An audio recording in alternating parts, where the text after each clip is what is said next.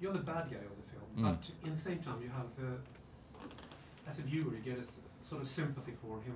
You realize why he does what he does, and that must be important for you playing such a part to convey that. Yeah, I think I realised quite early on that I think Tubal Cain represents humanity as we think and what we are today, in a way, because everything he kind of says, I have to agree with, you know.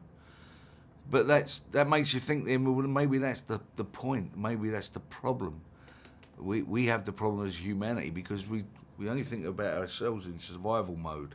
We never really think about everything else that's around us that we need, you know, things we hold precious to us. And if you don't look after those things, they're going to break and they're not going to be there anymore. So maybe we have to question ourselves and the way we look at our planet, our lives, the way we live, you know? And also this thing, the fact that if something like this happened, the desperation we all would feel, and we would probably do anything to survive. Absolutely. Well, that's what we got. That's it. That's in us. So yeah, I you know, on the page it says I'm a bad guy, but I just try to look. I try to find something else. You know, he's a king, and kings, men with power, you know, 9 times out of 10 they will abuse that power. You know, and being a king back in the day is, you know, they thought they were gods. They thought so. I kind of thought he thought he was the son of God, the creator, and his father doesn't speak to him anymore. And that makes him bitter, I think, and, you know, takes him to the dark side. And the name Cain and Abel, you know, I kind of see him as the bad side of Noah. The logical side, if you like, of Noah, rather than the bad side. You know, the point of view, because, you know, you listen to Noah and you think, this man's mad. It's like someone going into a church now and saying, I'm the son of God, I've been resurrected. I think the priest would probably phone the police. You know, it's that kind of thing. What do we believe?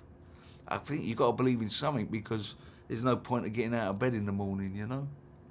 Absolutely. Yeah.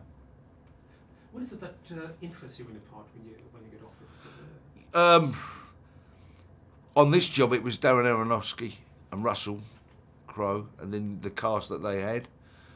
For me, looking at the character, you want to say, can I bring in, as an actor, am I capable, or am I allowed to bring in the emotions that I want to bring in for this guy and make him less one-dimensional? You know, give him a facelift, really, you know? And if you feel you're capable of doing that and you're allowed to do that, then you want to be a part of it, yeah. Yeah, always, and I totally agree with not making it a stock villain, making it someone that you, in a way, root for at the same time. Yeah, yeah, well, that's...